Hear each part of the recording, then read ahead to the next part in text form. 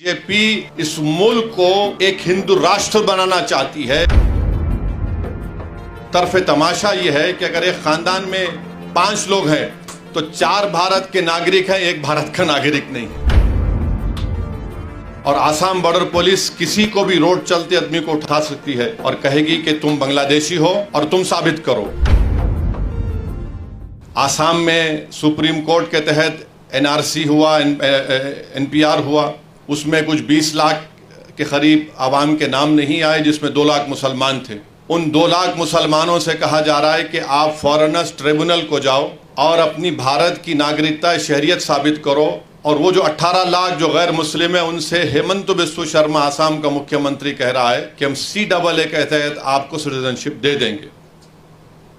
और आसाम में हमने देखा आज से चंद दिन पहले, हफ्ता भर पहले 28 के करीब मुसलमानों को आसाम में एक आसाम बॉर्डर पुलिस है और आसाम बॉर्डर पुलिस किसी को भी रोड चलते आदमी को उठा सकती है और कहेगी कि तुम बांग्लादेशी हो और तुम साबित करो।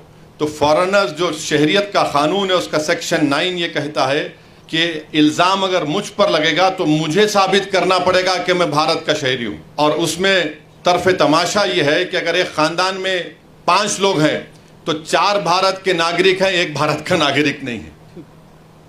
28 लोगों को ले जाकर ट्राइब्यूनल, अच्छा वो ट्राइब्यूनल ऐसा है, वो बिल्कुल आर्बिट्री है। अब 28 लोग अब 2 साल तक मिनिमम जेल में रहेंगे, वहाँ उसमें रहेंगे। उसके बाद अगर बेल होगी नहीं होगी तो निकलेंगे, वरना उससे पहले बेल।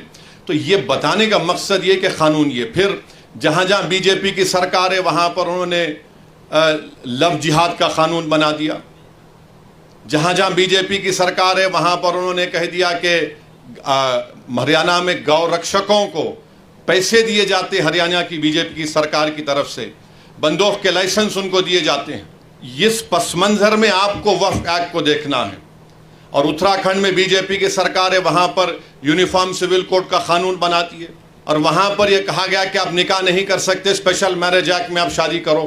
तो निकाह हमारे पास तो शादी निकाह से होती है, गवाह से होती है, महर देने से होती है, मगर उत्तराखंड में कुछ और बना दिया गया। तो इस पस मंजर में हमको देखना है कि बीजेपी इस मुल्क को एक हिंदू राष्ट्र बनाना चाहती है। बीजेपी सिर्फ मुसलमानों को ही निशाना बना रही है।